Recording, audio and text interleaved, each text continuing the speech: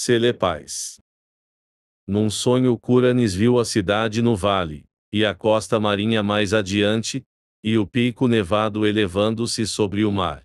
E as galeras pintadas com cores festivas que saíam do porto em busca de regiões distantes onde o mar encontra o céu. Foi num sonho também que recebeu o nome de Curanis, pois em vigília era chamado de outra maneira.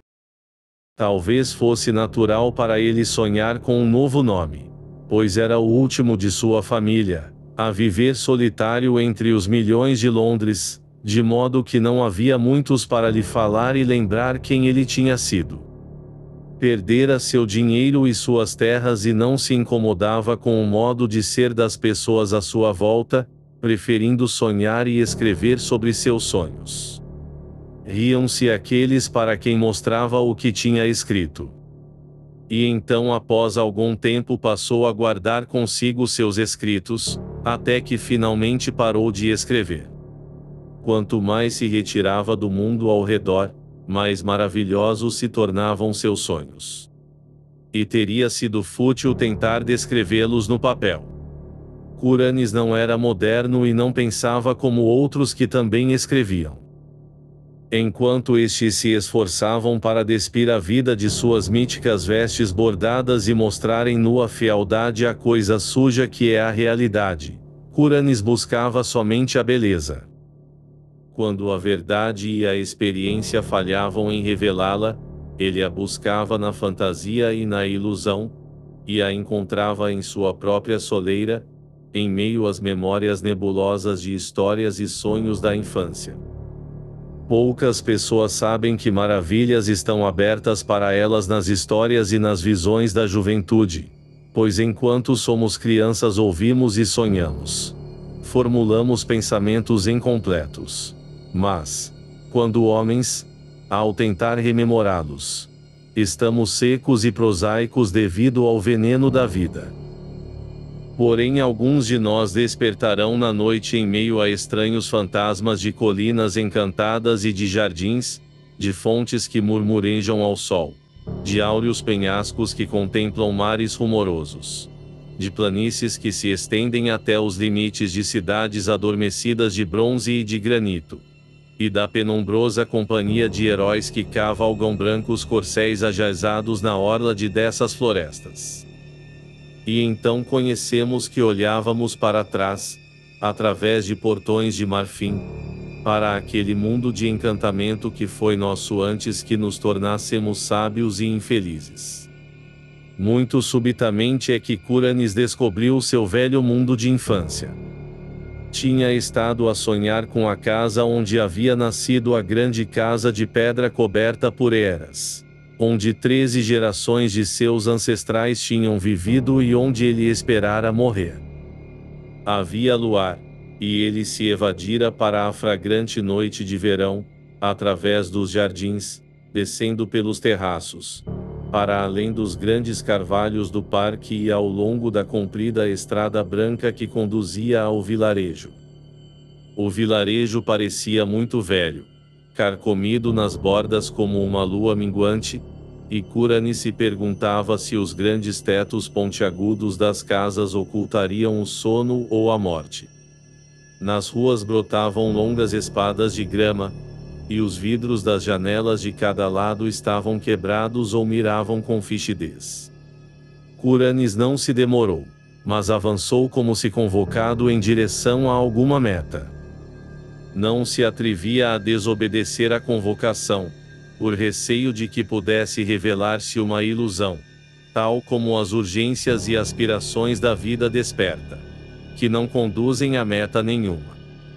Então foi levado por uma viela que conduzia da aldeia até os despenhadeiros do canal e chegou ao final das coisas, junto ao precipício e ao abismo onde toda a aldeia e todo o mundo despencavam abruptamente no vazio do infinito sem ecos e onde até mesmo o céu à sua frente era vazio e mal iluminado por uma lua embaçada e pelas estrelas bruxuleantes. A fé o impulsionara por cima do precipício e em direção ao golfo, onde ele vogara, Vogara para muito além dos sonhos disformes, não sonhados. De esferas baçamente luminosas que podem ter sido sonhos parcialmente sonhados. E de coisas aladas que gargalhavam e pareciam escarnecer dos sonhadores de todos os mundos. Então uma fenda pareceu abrir-se na escuridão à sua frente, e ele viu a cidade no vale cintilando radiosa bem abaixo, muito abaixo, sobre um fundo de mar e céu e uma montanha cujo pico a neve recobria na proximidade da costa. Curanes despertara no exato momento em que vislumbrou a cidade. No entanto, soube por um rápido olhar que não se tratava de outra senão de Selepais, no vale de Otnargai, para além das colinas tanarianas onde seu espírito habitara pela eternidade de uma hora num certo entardecer de verão há muito passado, quando se esquivara de sua babá e permitira que a brisa morna do mar o embalasse até o sono, enquanto observava as nuvens de uma falésia próxima ao vilarejo. Ele protestara então, quando o encontraram, despertaram e levaram para casa, pois no instante em que o chamaram estava prestes a zarpar numa galera dourada para aquelas fascinantes regiões onde o mar encontra o céu. E agora, do mesmo modo, se ressentia de despertar, pois havia encontrado sua cidade fabulosa após 40 anos de exaustão. No entanto, 3 noites depois Curanes retornou a Selepais. Como antes, sonhou primeiro com o vilarejo que se achava adormecido ou morto e com o abismo pelo qual se deve descer flutuando silenciosamente. Então apareceu de novo o precipício, e ele avistou os minarentes coruscantes da cidade e viu as galeras graciosas se aproximando para ancorar no cais azul, e viu as copas das árvores ginkgo do Monte Aron estremecendo ao sopro da brisa marinha. Mas desta vez não foi arrebatado e, como uma criatura alada, foi depositado gradualmente sobre a encosta coberta de verde até que seus pés repousaram com suavidade sobre o relvado. Ele retornara, finalmente, ao vale de Otnargai e à esplêndida cidade de Selepais. Colina abaixo, por entre a grama olorosa e as flores brilhantes, Curanes caminhou, atravessando o borbulhante Naraxa por uma pequena ponte de madeira onde gravara seu nome havia muitos anos, e através do bosque murmurante até a grande ponte de pedra junto ao portão da cidade. Tudo estava como antes. Nem as paredes de mármore se descoloriram, nem as estátuas de bronze polido que as encimavam tinham se embaciado. E Curanes percebeu que não teria de estremecer com receio de que as coisas que sabia se desvanecessem, pois até as sentinelas no alto dos baluartes eram as mesmas e estavam tão jovens quanto na época em que se lembrava delas. Quando ele entrou na cidade, além dos portões de bronze e sobre o calçamento de ônix, os mercadores e cameleiros o saudaram como se ele nunca tivesse se ausentado. E o mesmo aconteceu no templo turquesa de Natortak, onde os sacerdotes coroados de orquídeas lhe disseram que não existe tempo em Otnargai, mas apenas juventude perpétua. Então Curanes caminhou pela Rua dos Pilares até a muralha junto ao mar, onde se ajuntavam comerciantes e marujos e homens estranhos provenientes das regiões onde o mar encontra o céu.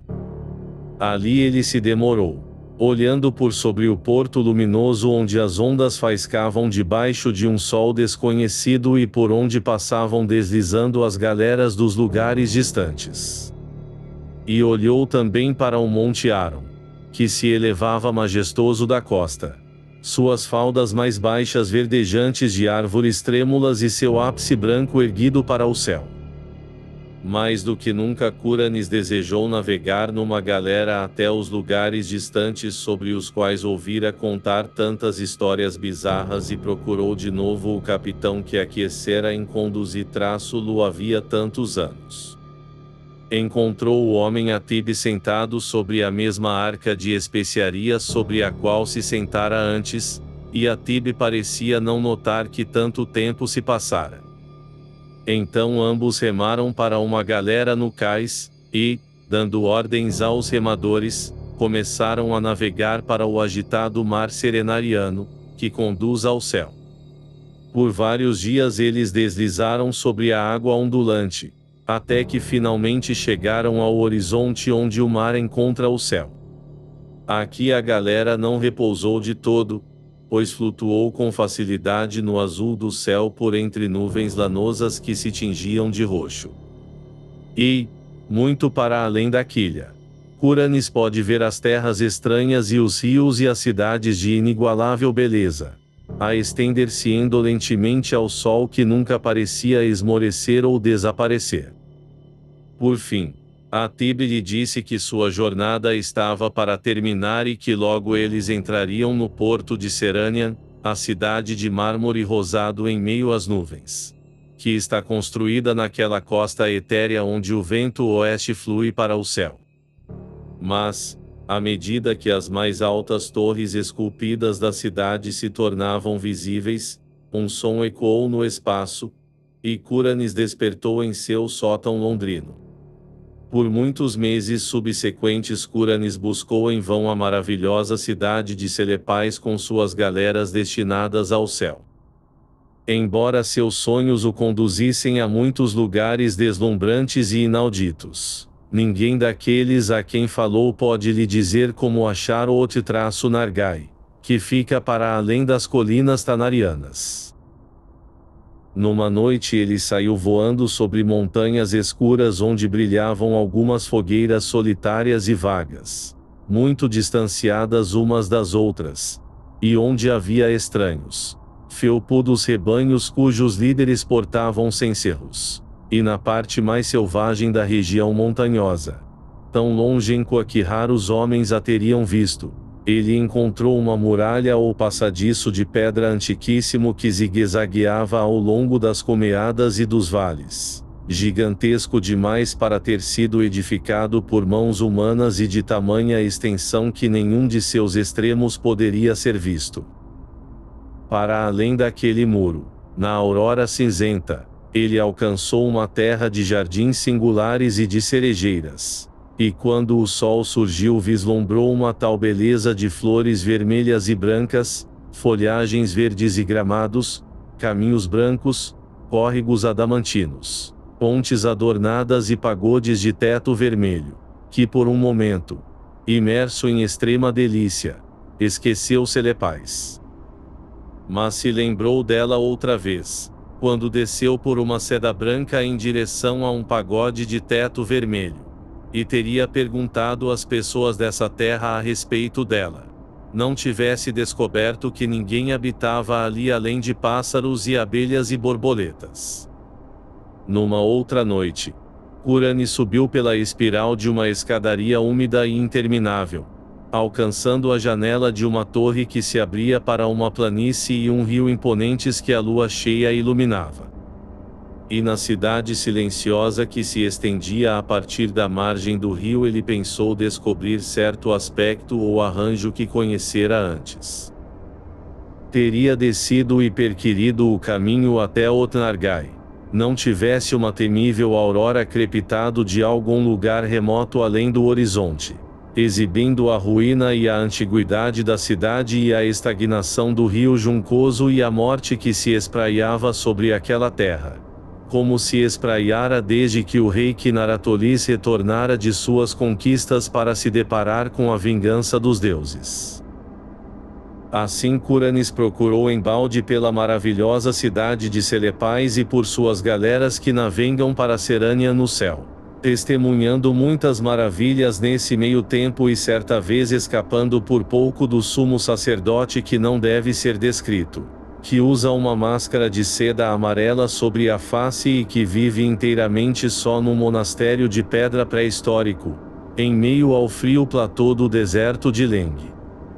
Com o tempo ele se tornou tão impaciente com os intervalos vazios do dia que começou a comprar drogas a fim de aumentar os períodos de sono. O haxixe foi de grande valia e certa vez o enviou a uma parte do espaço onde não existe a forma, mas onde gases fosforescentes estudam os segredos da existência. E um gás de tonalidade violeta asseverou que essa parte do espaço se situava fora daquilo que ele costumava chamar de infinito. O gás nada ouvira acerca de planetas e organismos antes, mas identificou Curanes meramente como alguém que tivesse vindo do infinito onde existem a matéria, a energia e a gravitação. Curanes estava agora aflito por retornar às celepais que os minarentes guarneciam, e aumentou suas doses de entorpecentes. Entretanto já lhe minguara o dinheiro, de modo que não podia comprar drogas. Por fim, num verão, viu-se expulso de sua mansarda e vagueou a esmo pelas ruas, atravessando a ponte até um lugar onde as casas pareceram mais e mais esguias. E foi ali lhe adveio a completude e que o cortejo de cavaleiros provenientes de Celepais acorreu ao seu encontro para escoltá-lo por lá para sempre. Eram garbosos os cavaleiros montados em cavalos ruões e a envergar armaduras polidas com tabardos de fios de ouro elegantemente entretecidos. Tão numerosos pareciam, que Curanes quase os confundiu com um exército, mas tinham sido enviados em honra dele, desde que fora ele quem criara Otnargai em seus sonhos, razão pela qual seria para sempre aclamado como seu deus principal. Cederam, pois, a Curanes um cavalo e o postaram à cabeça do grupo. E todos cavalgaram altivamente pelas terras baixas de Surrey e mais além, em direção às regiões onde Curanes e seus ancestrais haviam nascido. Foi estranho, mas enquanto os cavaleiros avançavam tinha-se a impressão de que retornavam no tempo, pois quando quer que cruzassem algum vilarejo ao crepúsculo viam somente casas e aldeões como aqueles que Chaucer e outros homens antes dele teriam visto, e às vezes avistavam cavaleiros montados, seguidos por pequenos grupos de escudeiros. Quando escureceu, cavalgaram mais depressa, até que se puseram a flutuar estranhamente como se voassem nos ares. Próximo da aurora alcançaram uma aldeia que Curanes conhecera viva em sua infância e que parecia adormecida ou morta em seus sonhos.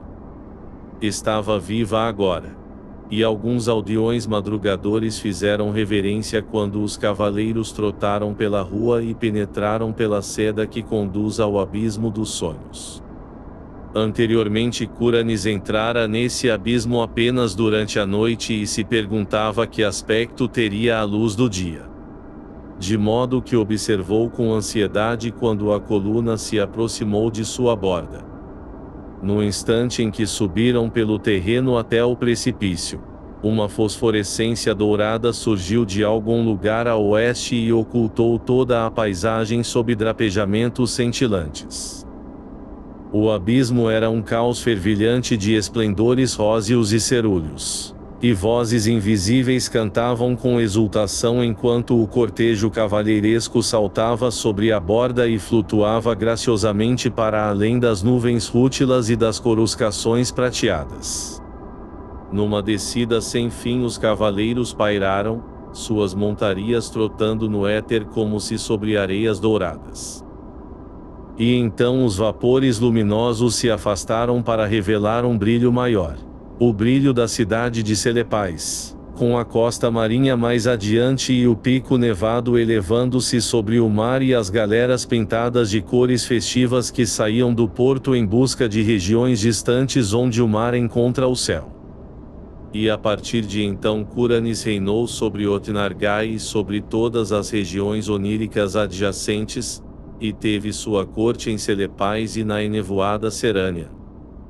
Ainda reina ali e reinará venturoso para sempre, mesmo que ao pé das falésias de Esmolte as ondas do canal brincassem zombeteiras com o corpo de um vagabundo que atravessou aos tropeções o vilarejo semideserto ao amanhecer.